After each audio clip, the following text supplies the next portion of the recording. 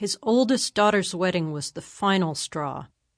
Dennis Asbury could avoid looking in mirrors, but he couldn't ask his wife not to hang photos from the celebration on the wall. The truth was staring out at him.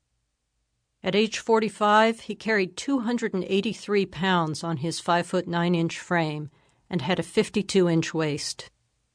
Stress at his job as Director of Environmental Services for the town of Eden, North Carolina, had led him to overeat for years.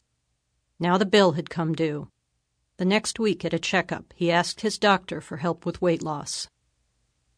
Like 6 million other people in the United States, he took home a prescription for fenfluramine-phentermine, better known as fen-phen. The drug combination was everywhere in 1996, after a strong marketing push from its manufacturer, American Home Products, based on a 4-year study of only 121 patients. For Dennis, the drugs were a revelation. After taking one pill, he felt like he was in someone else's body. For the first time in years, he could get through an entire thought at work without anticipating his next meal. Encouraged, he plunged into his new diet with enthusiasm. As a numbers guy, Dennis approached his new lifestyle with the spirit of an engineer, logging every bite of food and each minute of exercise.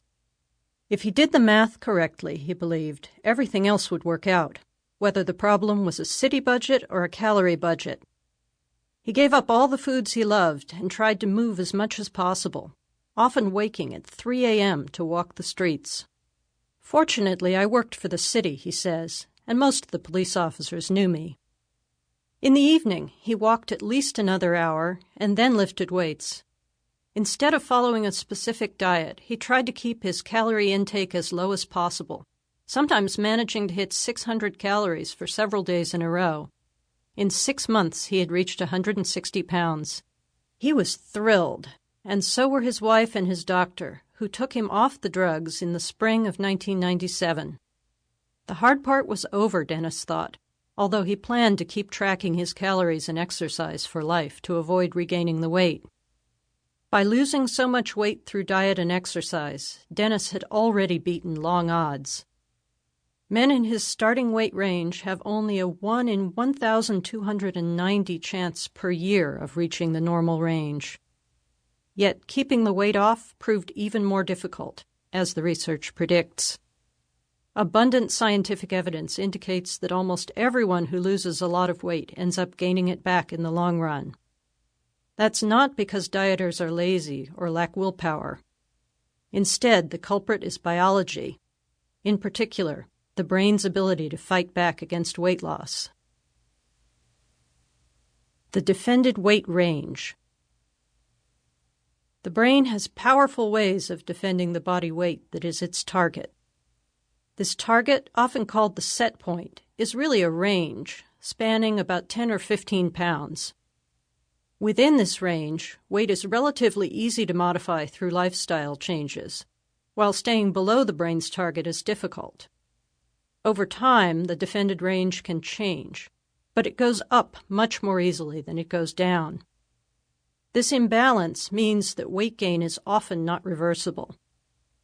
People are likely to be thinner in the long run if they focus on keeping their brain's defended weight range from increasing in the first place, than if they rely on losing weight after they've kept it on for a while. The brain's weight regulation system has 2 simple priorities. Body weight should remain stable and shouldn't decrease too much. Both these goals were sensible for most of human history. Starvation is a much worse fate than obesity. But in modern life, with high-calorie food so easy to find, the second priority has become a problem for many people. Efforts to defeat the brain's resistance to weight loss often end up increasing the influence of external cues like advertising that promote overeating.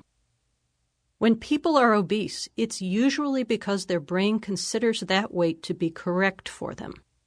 If someone started at 120 pounds and dieted down to 80 pounds, her brain would declare a starvation state of emergency, using every method available to get her weight back up to normal. And exactly the same thing would happen to someone who started at 300 pounds and lost down to 200 pounds.